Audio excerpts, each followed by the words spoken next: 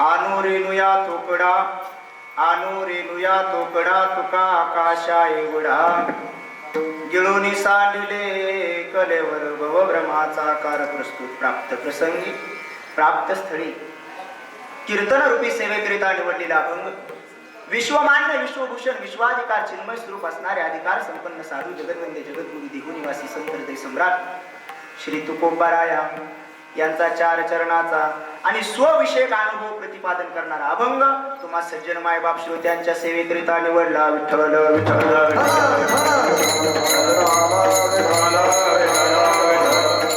प्रस्तुत अभंगामध्ये महाराज स्वतःची अनुभूती व्यक्त करतात, लोकांचं सांगत नाही. महाराज स्वतःचं स्वरूपाचं वर्णन करतात. आणू रेणू या थोकडा.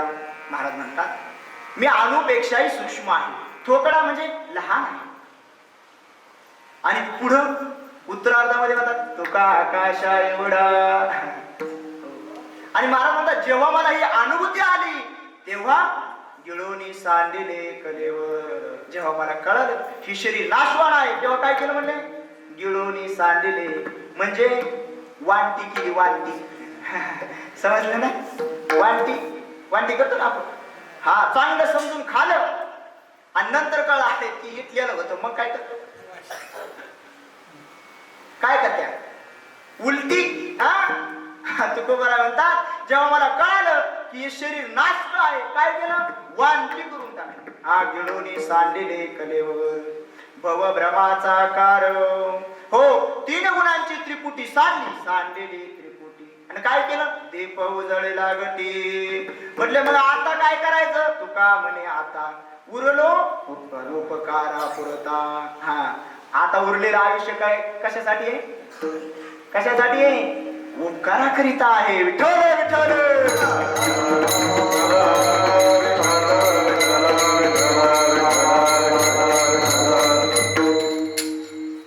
कार्यक्रमाचा परिहार द्यायचा तो म्हणजे असा. आपल्या मौजे भाळवणी येथे चालू असलेलं हे माननीय शरदचंद्रजी पवार साहेब कोविड सेंटर ज्यांच्या मार्गदर्शनाखाली अशी सन्माननीय आमदार साहेब निलेशजी लंके गोड असं या ठिकाणी कार्य त्यांचं चालू आहे. आता जवळपास वर्ष दीड वर्ष होत आलं नाही का. इतक्या दिवसापासून ते या ठिकाणी पेशंटची सेवा करत आहे. कार्य तसं अवर्णनीयच आहे नाही का. आम्हाला काय लागत एक दिवस यायचं वर्णन करून जायचं. जे करीत त्याला कळतं बाबा ते. जे करीत त्यालाच कळतं नाही का. आपण काय म्हणतो काय केलं तेव्हा मी 4 पोरीची लग्न केली. मग ते काय लय अवघड का करून पाय. एकाच कार्यक्रमात माणसाची इंडिकेटर लागत बरोबर का नाही. इथं तर रोज कार्यक्रम चालू आहे बरोबर का नाही. एक दिवस लग्नासाठी मंगल कार्यालय भाड्याने घ्यायचं म्हटलं तर किती पैसे लागत आहेत बाबा. कोणाच्या पोरीचे लग्न झाले मंगल कार्यालयात नाही झाले तुमचे तुमचे मग वाड्याच्या कडात झाले का किती पैसे लागत आहेत. हा आणि इतक्या दिवसापासून सेवा देत आहेत. आणि खूप मोठा गुण आहे त्यांचा. आपलं आणि परक याचं त्यांनी निरीक्षण केलं नाही. जेव्हा आम्ही ते व्हिडिओ पाहायचो युट्यूबला कुणी पेशंट आला की हा आजाराचा असा आहे की घाबरून द्यायला नाही. घाबरतो माणूस घाबरून जातो. आता काय करायचं.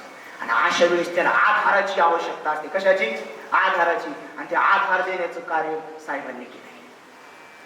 आधार देण्याचं कार्य साहेबांनी केलं. आणि मग त्याने असं नाही पाहिलं आपला नेवर काय तुकोबारावर नाही करतात उपकारी नाही देखता पुला. आता सरळ सरळ घेतो बरं का. कारण आता वेळ आम्हाला यायला उशीर झाला त्याबद्दल क्षमा मागतो बरं का सगळ्यांची. तुम्ही फार वाट पाहत होती. तुम्हाला वाटलं बाबा येतो का डायरेक्ट जातो. बरेच जण वाट पाहत होते. आपण आता क्षमा मागतो थोडा उशीर झाला आम्हाला येण्याकरता थोडे व्यत्यय आल्यामुळे. उपकारी नाही देखता आपुला आपुले तयाला पर नाही. तो आपला कोण आहे आणि परका कोण आहे याचं निरीक्षण करत नाही. ज्याला गरज आहे त्याची सेवा करण्याचं कार्य कोण करतो उपकारी. आणि तुकोबारा यांच्या व्याख्येला साजेसा असं व्यक्तिमत्व म्हणजे साहेब आहे. विठ्ठल विठ्ठल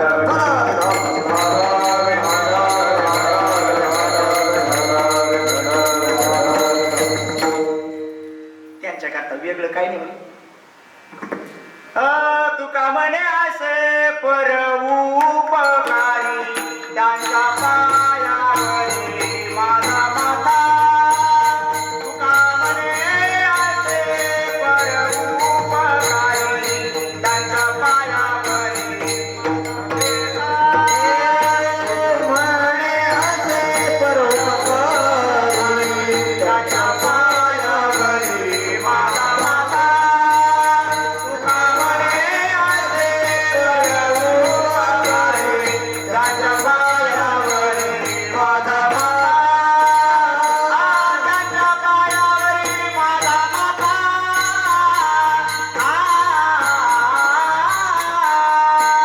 त्यांच्या पायावरी माझा माता. तुका म्हणे असे परोपकारी त्यांच्या पायावरी माझा माता. तुका म्हणे असे परोपकारी त्यांच्या पायावरी माझा माता. दुसरं तिसरं बोलायलाच नको म्हटलं. तुकोबरायाच्या भाषेत एका वाक्यात सांगून टाकलं. तुका म्हणे आयसे परोपकारी. मग काय करायचं? वर्णन नाही करीत बसायचं. त्यांचे पायावरी माझा माथा. बस, याच्या पुढे वर्णन करायची गरज नाही. झालं वर्णन एका शब्दात. ज्याच्या पायावर डोकं ठेवलं तिथं सर्व भावे आपण काय झालेलो आहोत?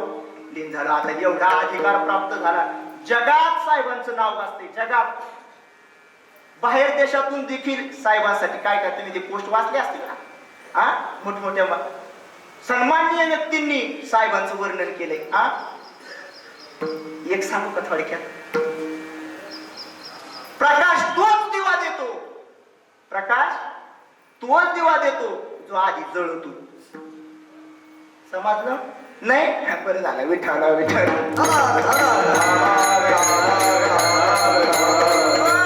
जगाला प्रकाश देण्याकरिता त्या दिव्याला अगोदर काय करावं लागतं? जळावं लागतं. मग जो जळतो तोच प्रकाश देतो. दुसरा देऊ शकत नाही. हा, समाजामध्ये नाव कमवायचं म्हणजे काय करावं लागतं? आधी तशी सेवाभावी वृत्ती आतून ठेवावी लागते. काहींनी या कोरोनामध्ये फी माफ केली. दुसऱ्यांचं सांगतो बरं का, पण त्यांच्याच मतदारसंघातली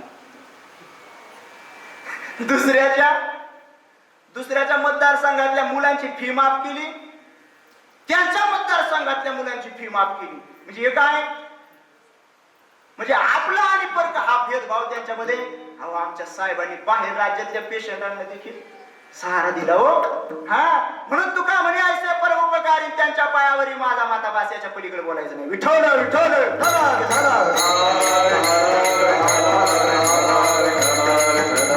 आणू रेणुया थोकडा, आणू रेणुया थोकडा तुका आकाशा एवढा. हो, आणि आता मला आठवलं ते मी सांगतो आहे. आजची शेवा अशीची. आता गप्पा, हा, उशीर झाल्यावर गप्पाच राहते. एक व्हिडिओ पाहिला होता साहेबांचा. त्यात साहेब बोलले होते, मला काय कोणाची भीती नाही. म्हटली मी फकीरच.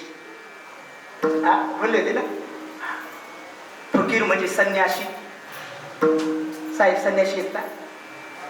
संन्यासी नसलं तरी संन्यासाचा गुण आहे.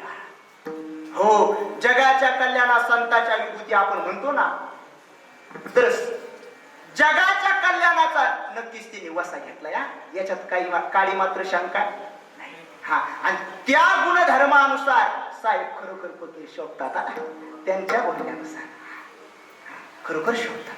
आणि फकीर तोच असतो ज्याला कशाची अपेक्षा सोडून जो कार्य करतो तोच फकीर. अपेक्षा धरून कार्य करतो. आज आम्हाला चांगला अनुभव आला. विठ्ठल विठ्ठल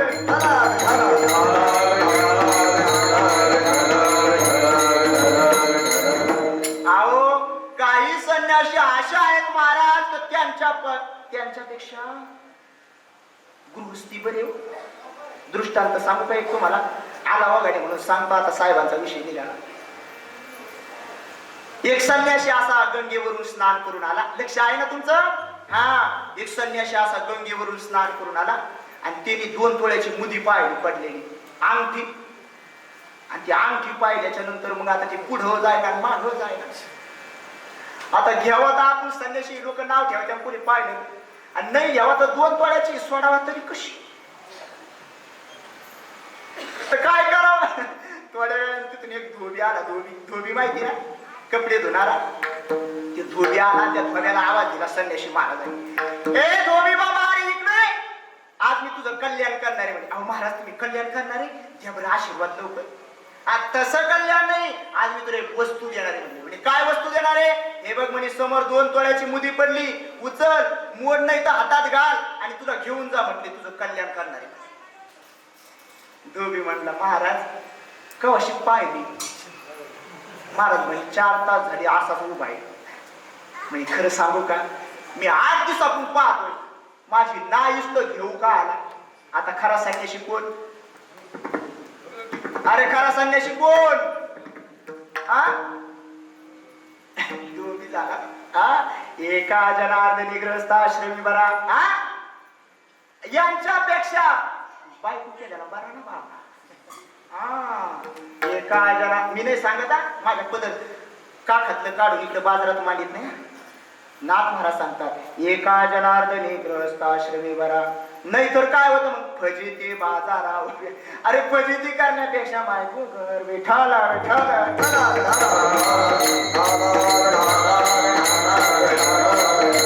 असो आता त्या फकीर शब्दावरून आपलं थोडस लांबलं.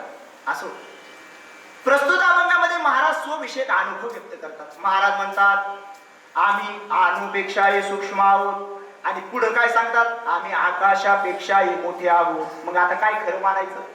संत मोठेच असतात परंतु संतांचा मोठेपणा वेगळा आहे. आपणही मोठे आहोत पण आपला मोठेपणा वेगळा आहे. हा आपला जो मोठेपणा आहे तो आश्रयी आहे आणि संतांचा मोठेपणा स्वाभाविक आहे. संत स्वाभाविक मोठे असतात, ते जन्मतःच मोठे, दुसऱ्यामुळे मोठे झालेले नाही. आणि आपला मोठेपणा आश्रयी मोठेपणा आहे. का हो तो फार मोठा झाला म्हणजे असा उगाच झाला का. आमदार साहेबांचा पेय येतो. कोणाच्या आश्रयाने मोठा झाला. आमदार साहेबांच्या आश्रयाने. आमदार साहेबांच्या आश्रयाने मोठा झाला. का हो कस काय मोठा झाला. हा म्हणजे त्याचा मामा लय मोठ्या नोकरीला आहे, तिने मोठं केलं त्याला. आपल्याला मोठेपणा प्राप्त होतो परंतु आपल्या मोठेपणा कुणाच्या तरी आश्रयाने प्राप्त होतो. म्हणून आपल्या मोठेपणाला काय म्हणतात आश्रयी मोठेपणा. आणि संत स्वाभाविक मोठे आहेत त्यांच्या मोठेपणाला काय म्हणतात स्वाभाविक मोठेपणा. आश्रयी मोठेपणा प्राप्त होण्याकरता 5 गोष्टी लक्षात ठेवा. मोठं व्हावं वाटतं तुम्हाला. हा साहजिक आहे. कोणाला गरीब व्हावं वाटतं का. संधी महाराज गरीब व्हावं वाटतं श्रीमंत व्हावं वाटतं. श्रीमंत व्हावं वाटतं. गरीब कोणाला वाटतं. कोणाला वाटतं की मी दुसऱ्या मजल्यावर झोपडीत जा. कोणाला वाटतं का जीप काय म्हणतात त्याला ते हा हातातली जीप जावा ना आपण सायकली जावं असं कोणाला वाटतं का. वाटतं का. दान धर्म देण्याला की आपले हात असावे एवढा आपल्याकडे पैसा असावा असं वाटतं का. आपल्या हातात पांढरी परत असावा आपण बस स्टँडला वळावं असं वाटतं. बोलत सर कसं वाटतं. कोणाला भिकारी व्हावं वाटत नाही. प्रत्येकाला मोठं व्हावं वाटतं. मग मोठं होण्याकरता 5 गोष्टी सांगणारे ऐका बरं का. आता इथून गेल्या वेळेस कामाला लागायचं. मोठं होण्याकरता कला असावी पण कशी असावी विशेष. विद्वत्ता असावी, सत्ता असावी, गुण असावा, नाहीतर धनतरी असावं. या 5 गोष्टी माणसाला मोठ्या करतात. कला असावी पण कशी असावी विशेष असावी. एक बाबांना विचारलं बाबा तुमचा पोरगा कुठे गेला. म्हणते दिल्लीला गेला. काय झाला म्हणले मोठा कलाकार झाला. काय कलाकार झाला म्हणे खिशे मारायचं शिकला. हसता काय ती बी एक कला आहे. तुम्हाला जमत का. हाणावर एखाद्याचा किस्सा डोले खाण्यात घरी येणे. कोणाला जमत असतं का ते. कला आहे पण विशेष. कला आहे पण विशेष नाही. सामान्य कला आहे. कला कशी असावी. आजच्या काळामध्ये लता दिदी रुण झुलू रे भ्रमरा सांदितो आवडू रे भ्रमरा चरण कमळ दळू रे भ्रमरा. काय गोड आवाज आहे महाराज. हा ही कला विशेष. आपली कला विशेष आहे का नाही. आणि आपली कला विशेष नाही त्याच्यामुळे आपण मोठं होऊ शकत नाही. कला विशेष नसेल तर दुसरा गुण तरी विशेष असावा विद्वत्ता. विद्वत्ता विशेष असावी बाबा, पण स्वतःला शहाणं समजायचं, दुसऱ्यांनी मोठं म्हणलं पाहिजे. आपण विद्वान म्हणून जमणार, दुसऱ्याने म्हणलं पाहिजे महाराज किती विद्वान आहे तुम्ही, तेव्हा ते शोभल. आणि आपण माझ्यासारखा विद्वान कोणी नाही, पुत्र विचारणार. स्वतः म्हणायचं. असे दोघ जण एकमेकाला विद्वान भेटले मावशी, दोघ जण, हे म्हणतो माझ्यासारखा विद्वान नाही, ते म्हणतो माझ्यासारखा विद्वान नाही. दुसरा म्हणतो भाऊ विद्वान तर राहू दे, म्हणजे भुका लागल्या कुठंतरी सांग. मग बाळवणी मध्ये गेले, असं मस्त हॉटेल लागलं रस्त्याने कडा 5 स्टार, आता नाही म्हणा पण समजा घडीभर 5 स्टार हॉटेल लागलं, बाहेरच बोर्ड लागला, सर्व पद्धतीचं जेवण मिळेल, सगळं बटनावर होतं महाराष्ट्र. चहा घेणार का जेवणार म्हणले, आता कोणतं बटन दाबायचं. म्हणले एक काम करू ना, हॉटेलीत काय घरी जाऊ. अरे भाऊ म्हणे घरी काय, मलाच खायला भेटणार. हलकटाच्या घरी फलकट गेलं, जात झालं पिटलं पिटलं. म्हणले मग घुसा हॉटेल. आता घुसायचं तिथं सोपं आहे का, चालायचं कामच नाही, नुसतं उभं राहायचं, बटन दाबायचं का पुढं सरकायचं. चहा घेणार का जेवणार म्हणले, भुका लागल्या जेवणाचं दाब. जेवणाचं दाबलं का हे पुढच्या दरवाजात, परत 2 बटन लागली. नाश्ता करणार का फुल जेवणार म्हणजे, आता म्हणले फुल जेवणाचं दाब, परत पुढच्या दरवाजात परत बटन लागलं 2.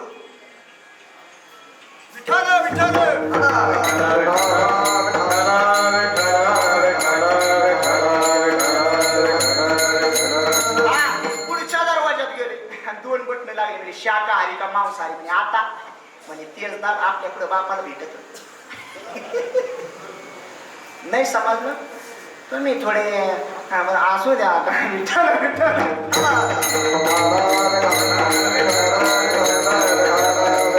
कोणतं दाबा म्हणे, तीच दाबा म्हणे, आपल्याला केव्हा भेटत तरी महाग येते. ती बटन दाबलं, कुठं गेले पुढच्या दरवाज्यात, परत 2 बटन लागले. म्हणले उधार का नगदी म्हणजे, आता खिशात तर पैसे नाही म्हणे, उधारीचं का. जेच उधारीचं बटन दाबलं बाबा, डायरेक्ट रस्त्यावर. अरे बाबा तुम्ही मस्त विद्वान आहे, पण ज्याने हॉटेल बनवलं ते तुमचा बाप आहे ना.